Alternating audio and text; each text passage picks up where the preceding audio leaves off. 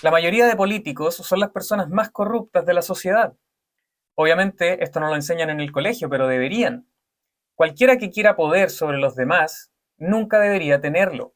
Muchos de estos sujetos ni siquiera pueden autocontrolarse, así que no veo por qué tendrían derecho a controlar a otros. Y este es el problema, que la gente le cede su poder a otros.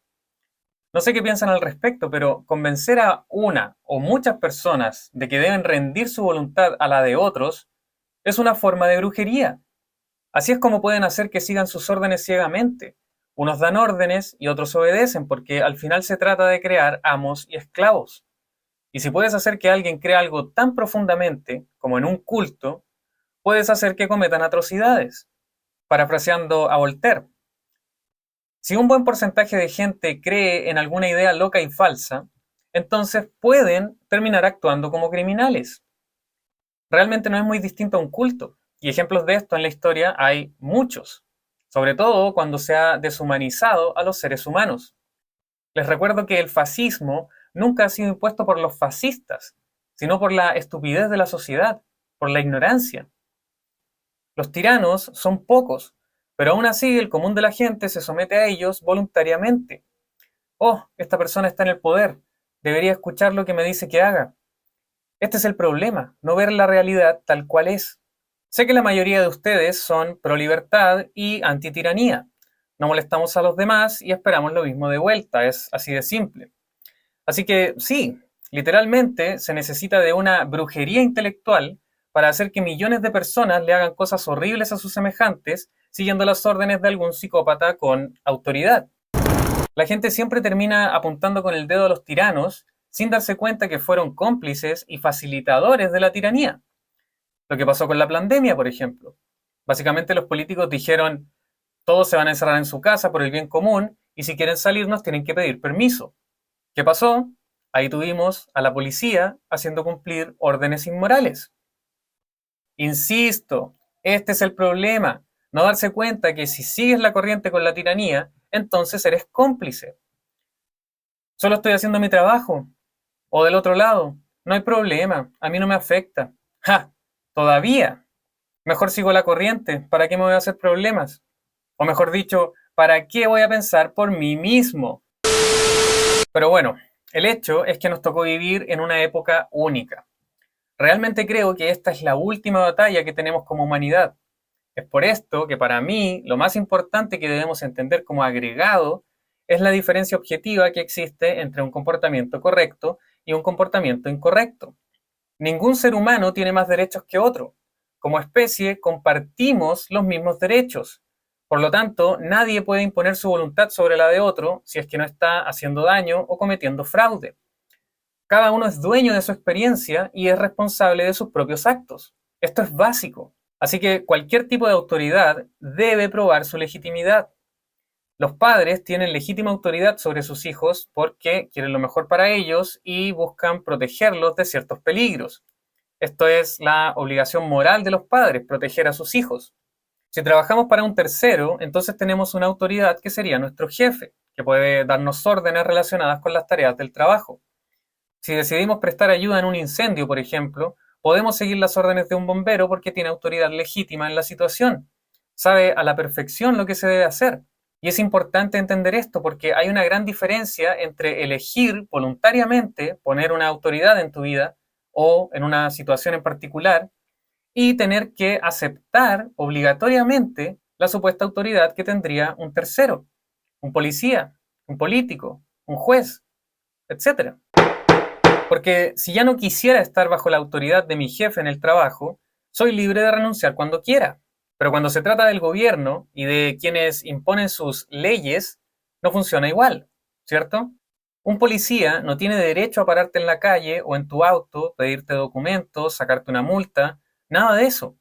El problema es que la mayoría acepta esto porque lo creen y actúan acorde. Por lo tanto, esta es la realidad. Obviamente, bajo ley natural, esto es inaceptable, son actos inmorales. Un policía debe combatir el crimen. Esa es toda la idea de tener un cuerpo de policía, proteger a la gente combatiendo el crimen, no molestar a personas que no le han hecho daño a nadie, como por ejemplo las multas por exceso de velocidad. Me sacaron una no hace mucho. Y la lógica detrás de esto es que puedes causar un accidente al desobedecer la velocidad arbitraria que establecieron los megalómanos de turno. Ahora, claramente esto es una falacia lógica, se llama apelar a las consecuencias, decir que hice algo malo porque el resultado sería, en este caso, indeseable. Pero lamentablemente, un robot solo puede cumplir las órdenes de su dueño porque no tiene conciencia propia. Damas y caballeros, sin víctima no hay crimen. Punto. ¿Saben a cuánta gente han puesto en una jaula sin jamás haber cometido un crimen? Así que cabe preguntarse, ¿qué es un crimen? Y es muy simple. Un crimen es cualquier violación de un derecho natural. Recordemos que los derechos naturales son simplemente acciones que no le hacen daño a otros o a su propiedad. Por lo tanto, el derecho a la educación, a la salud, a la seguridad o lo que sea que ofrezca el gobierno para ganar más control sobre nosotros no son derechos. Eso es simplemente control mental. Los verdaderos 7 pecados capitales son asesinar, asaltar, violar, robar, traspasar, coaccionar y mentir. Supuestamente el gobierno tiene derecho a hacer estas cosas porque el pueblo le daría ese poder. Pero la verdad es que nadie puede dar algo que no tiene. No se puede delegar o transferir un derecho, ni mucho menos inventarlo. Nadie tiene derecho a hacer cosas objetivamente malas. Así que, ¿cuál es la solución? Apliquemos ley natural, apliquemos principio de no agresión o moralidad objetiva. Básicamente, no hagas a otros lo que no quieres que te hagan a ti. Eso es todo. Y entre otras cosas, esto quiere decir que no estamos obligados a obedecer una autoridad ilegítima porque nadie tiene derecho a imponer su voluntad sobre la de otro ser humano. Si alguien viola un derecho natural tuyo o de otro, tienes derecho a defenderte o prestar ayuda ante la agresión de la forma que estimes conveniente. Si aceptamos vivir bajo ley natural, debemos unirnos y exponer cualquier tipo de inmoralidad o violación de derechos. El precio de la libertad es la vigilancia eterna, dijo Thomas Jefferson. El precio de la libertad es la vigilancia eterna. Y quizás esto te haga poner en perspectiva tu realidad, porque esa vigilancia solo se puede dar entre seres que comparten su experiencia, familia, vecinos, amigos. No se dará con gente de otro país o de otra región, será entre cercanos. Así que para lograr un cambio en nuestra realidad compartida, debemos partir por nuestra experiencia directa, compartiendo este conocimiento con quienes nos rodean. También es fundamental entender que el cambio debe venir de nuestra imaginación. Todo este sistema es imaginario.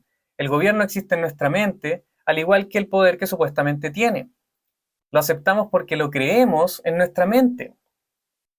Si no entiendes esto, realmente no sé qué decirte. Además de libre albedrío, se nos dio imaginación. Antiguamente los alquimistas consideraban que la imaginación era la llave de la vida y la muerte. Sabían que era tan importante que sin ella era imposible que ocurriera un cambio significativo. Sin imaginación no podemos visualizar los cambios que deseamos ver en nuestra vida o en el mundo.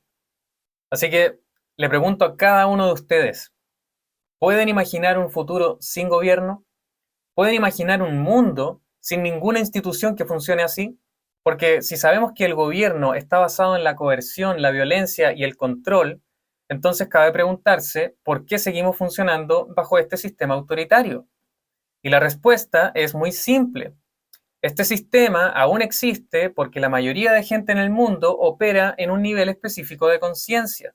Y me refiero al miedo. Con miedo la conciencia se contrae, no puede crear nada nuevo.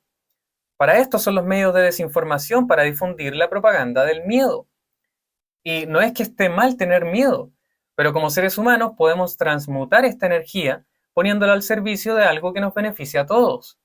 Por eso siempre hablo de la libertad, la verdad y el amor como principios que deberían guiar a la sociedad, porque solo al unirnos en pos de algo más grande que nuestros egos es que vamos a poder trabajar verdaderamente en conjunto.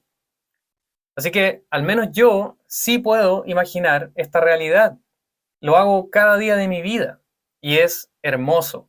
Pero si tú, entendiendo todo esto, no puedes imaginar una vida sin gobierno, tienes un gran obstáculo. Porque si no puedes visualizar la manifestación de tus deseos, nunca vas a poder crearlos. Y de esto se trata el único gran trabajo, de cambiarnos a nosotros para finalmente cambiar el mundo.